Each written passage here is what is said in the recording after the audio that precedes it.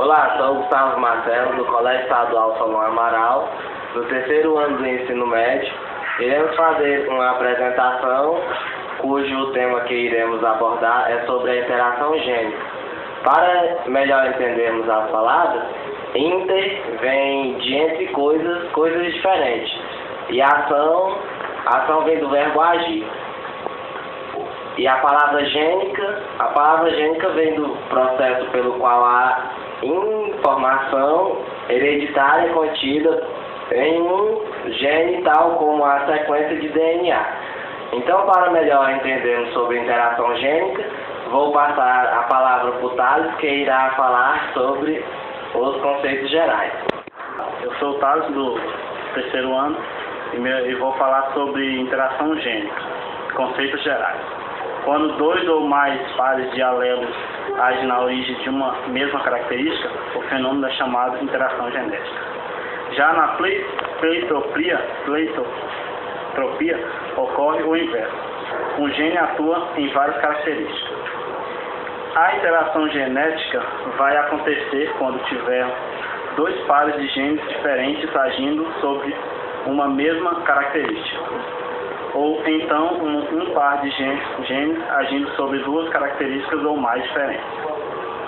E para cada um desses casos vamos dar um nome diferente. Se tivermos dois pares de genes ou mais influenciando uma mesma característica, é um caso de epistasia. E se tivermos um par de genes que gera mais de uma característica, essa interação se chamará pleiotropia. Vou passar a palavra agora para o David. Olá, meu nome é David, nós somos do grupo 3.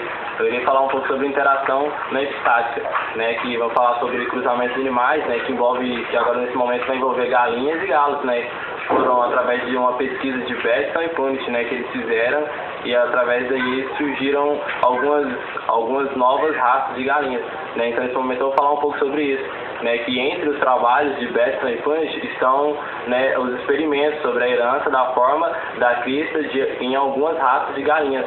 Há 4 tipos básicos de cristas, que eles descobriram através da pesquisa, que é a ervilha, a rosa, a noz e a simples. Esses foram os 4 tipos de cristas de galinhas que eles descobriram através da pesquisa deles, E eles verificaram que o cruzamento entre galos e galinhas com outra crista rosa e com crista ervilha produziam outro tipo de crista, que eles chamaram de nozes, Perceberam então que não havia dominância entre a crista rosa e a crista ervilha. No entanto, ao cruzarem as aves com essa nova crista, eles obtiveram 4 tipos de cristas, na proporção de 9 nozes, 3 rosas, 3 ervilhas e uma simples, que foram através dessa pesquisa eles conseguiram essa descoberta.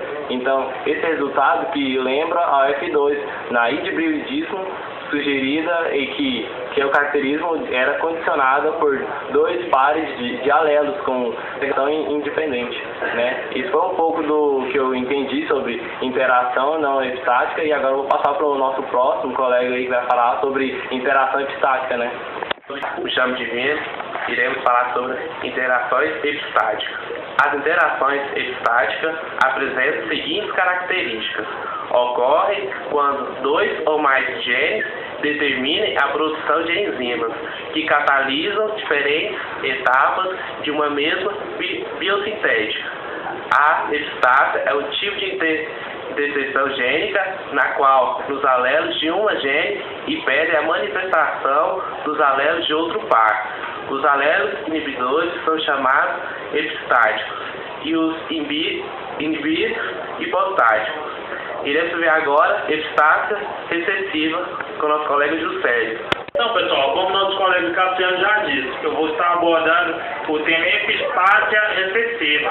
Para me explicar para vocês que é epistásia recessiva, eu vou estar dando exemplo dos ratos, da cor do pelo dos ratos.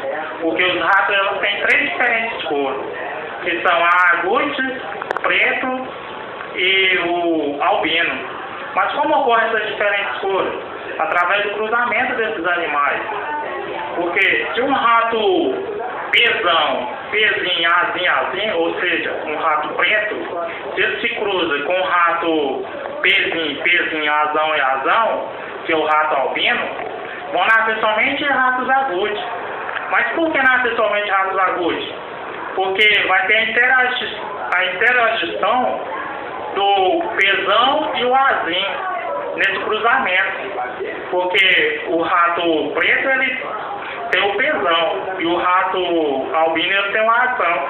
Então, com essa interação, esses ratos vão nascer somente agudos.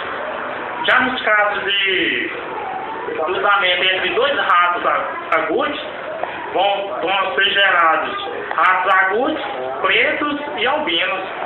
E aí, está dando outro exemplo para vocês, que são dos cães labradores.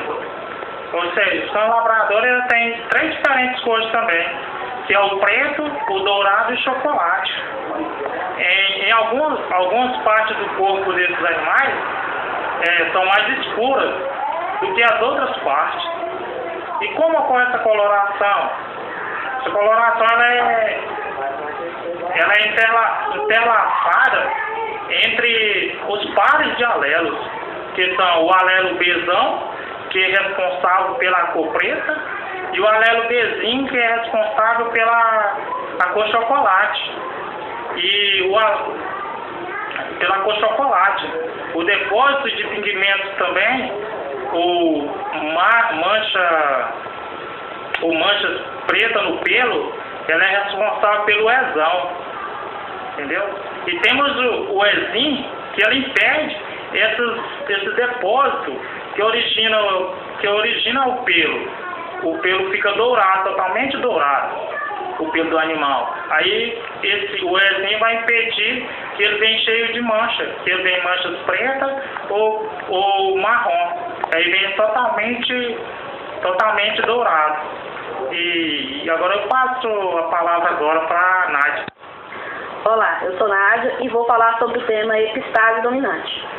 Existem casos em que os alelos de um gene inibem a ação dos alelos de outro gene, par que pode ou não estar no mesmo cromossomo.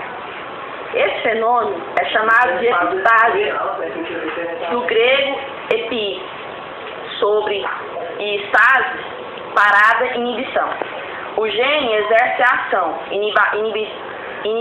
inibitária, é chamado estático, e é o que sobre a inibição é chamado de estático. A epistase dominante ocorre quando um alelo dominante impede o efeito de um outro alelo dominante, de outro gene. Um exemplo da epistase dominante é o que acontece com a cor das penas das galinhas. Em certas raças de galinhas, um alelo epistático inibe a manifestação de um alelo. E de outro par, a situação em outro cromossomo. O alelo C é responsável pela produção da cor. E o alelo I-zão não tem efeito inibitório. E o alelo C-zão não produz a cor. Na epistase dominante, o gene dominante impede a manifestação dos genes recessivos. E eu passo agora a falar a continuação para o Ivanildo. Olá, me chamo Ivanildo. Estamos aqui hoje apresentando esse seminário da matéria de Biologia da professora Gardênia. E hoje vamos tratar do assunto, dando continuidade a esse trabalho do seminário, sobre a herança quantitativa. Estamos abordando esse tema e nesse caso de interação gênica, 2 ou mais pares de alelos soma e acumula seus efeitos, o que permite uma série de fenótipos gradativamente diferentes entre si. Por isso é chamada herança quantitativa multifatorial, cumulativa ou poligênica, podendo ainda ser chamada poligênia ou polimeria, polis, muitos meros, parte. Além disso, essas características sofrem, em geral, grande ação de fatores do ambiente, o que aumenta ainda a variação fenótica. Isso significa que, enquanto nas características estudadas por Mendel, havia uma variação descontínua. Aqui a variação é contínua. Vejamos alguns exemplos. Muitas características no ser humano, nos animais e nos vegetais resultaram de herança poligênica e apresentam grande variação contínua. Por exemplo, a cor da semente do trigo, tamanho dos ovos de galinha, volume do leite produzido por vacas, cor da pele, altura e peso na espécie humana.